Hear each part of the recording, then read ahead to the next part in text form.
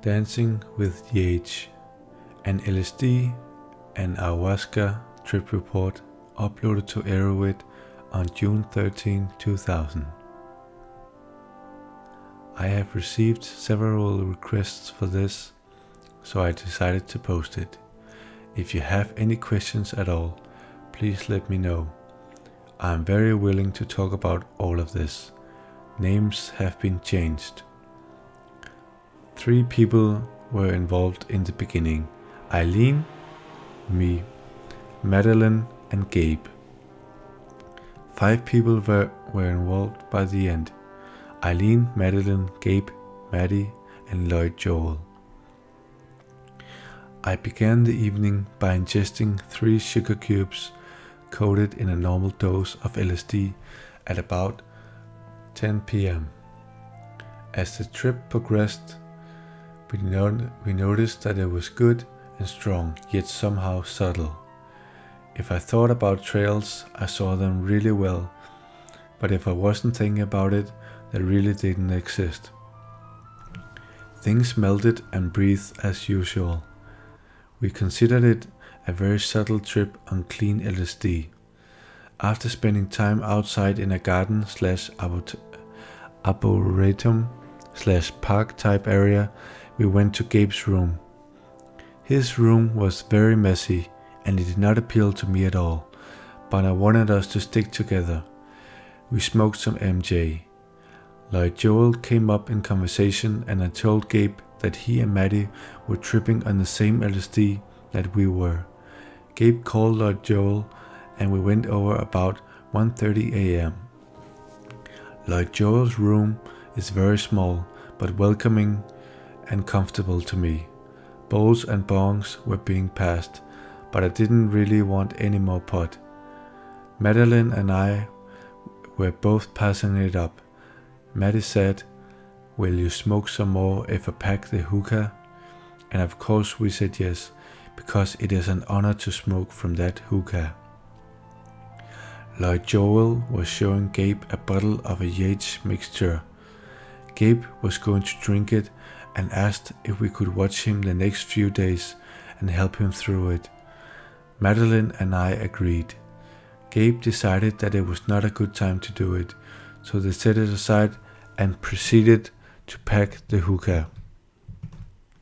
Lloyd Joel poured a thick liquid on the MJ, and when Maddie lit it, it made the most wonderful crackling sound. I assumed it was just hash oil, knowing Lloyd Joel. After about 2 hits, I realized that this stuff was having a profound effect on me. I took a 3rd and maybe even a 4th and then quit. I noticed I was getting rather fucked up. Maddie said something like, how's it going, Eileen? I responded in a cocky way, "Oh, it's going, I'm going." They all looked at me. Lloyd Joel asked, "Are you tripping?" "Oh yes," I answered. "Really?" He was surprised. "Very much so. I'm really tripping," I said. The thought that we had smoked the Yage didn't really enter my train of thought. Things all came so fast. I will try hard to account for all I saw. Lloyd Joel says it often comes back to the dancer a little later, but I still have a lot of things that I have not figured out yet. I started to notice a body buzz like never before. I was extremely relaxed and a floating feeling was all around me. I watched Lloyd Joel a lot. I guess I just stared at him for the majority of the time. I couldn't help it. I wanted him to tell me things. He has studied a lot about why we trip, and he knows much about tripping. I don't know what I wanted him to tell me. I wanted us to connect, which isn't uncommon in a trip. I'm always looking to connect with people when I trip. I stared at Lloyd Joel's hands and moved mine rhythmically, thinking I could control what he did. I don't think I should use the word control, because power was not a part of this. It was a communication. I wanted to communicate with Lloyd Joel, but I didn't want to speak.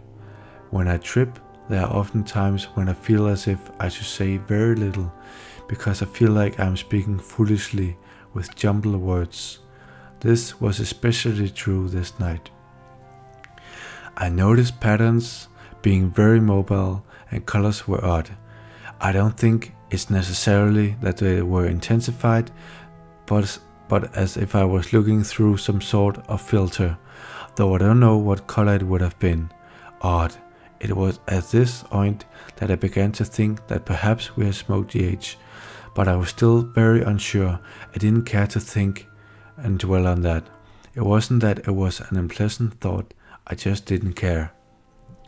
I felt like I was the only one experiencing this, and just figured it was because I was the least experienced.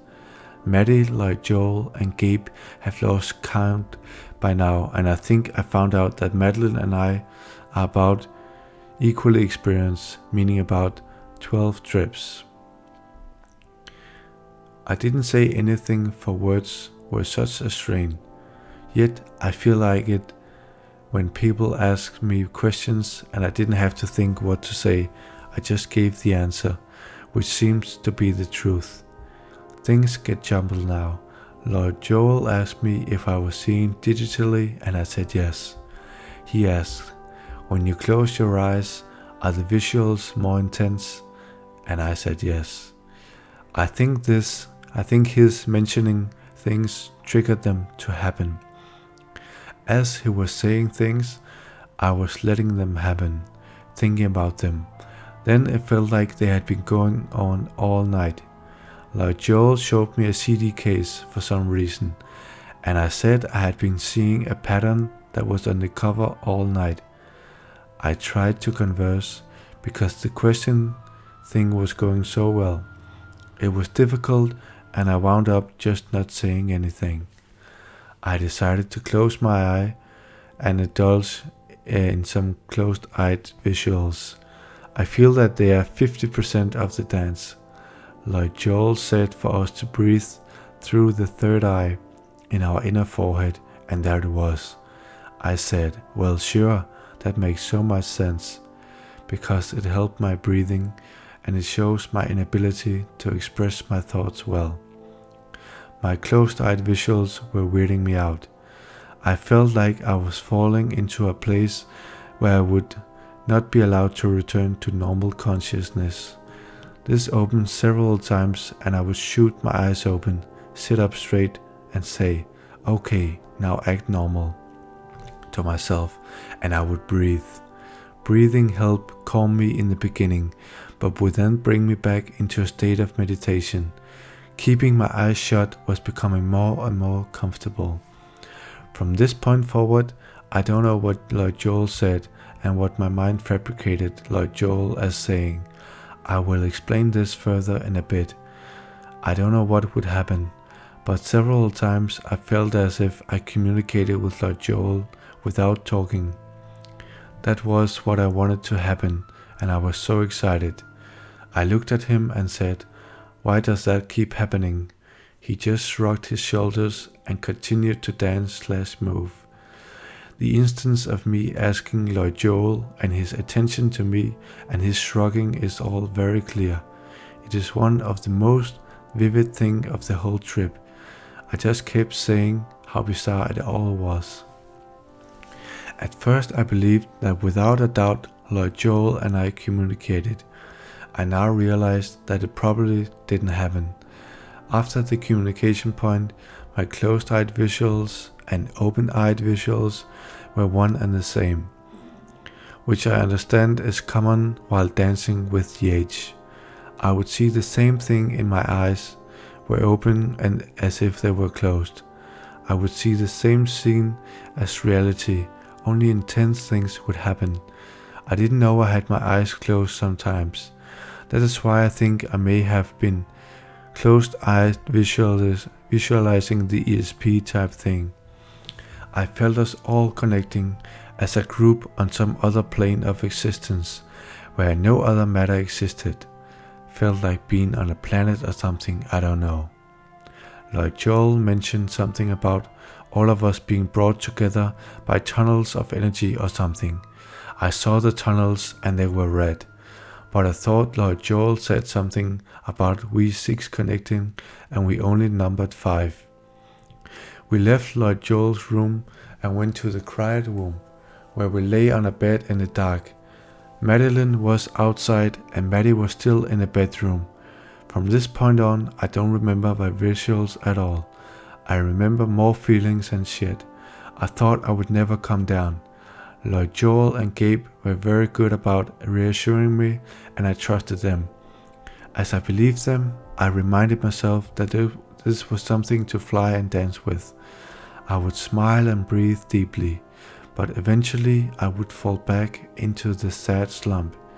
In general, it was a happy trip. The fears of not coming down did not last long. I thought about my family when I thought about not coming down.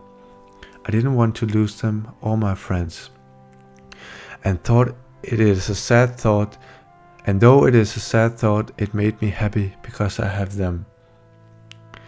My body just wanted to lay down, so I did.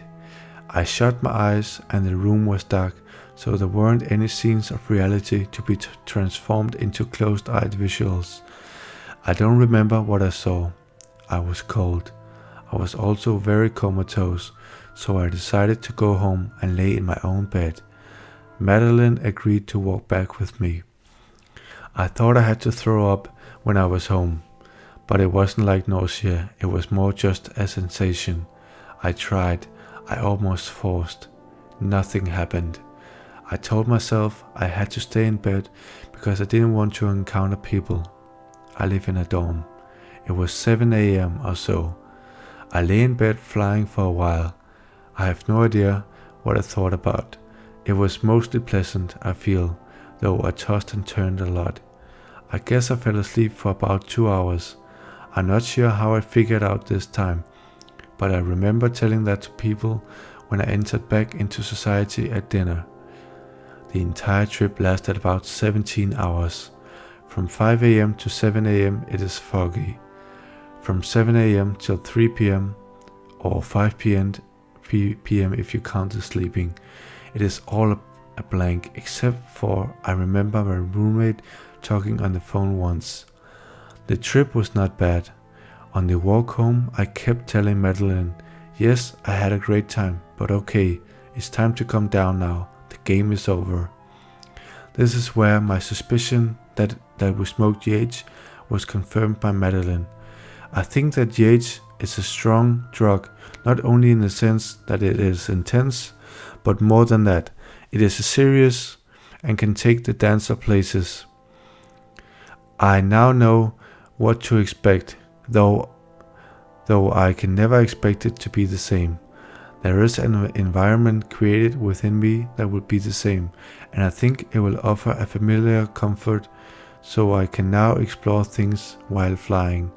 I guess I had too many uncertainties last time. There will be a next time, and Ayahuasca will take me somewhere. I want to travel. I will travel. Fly, my friends.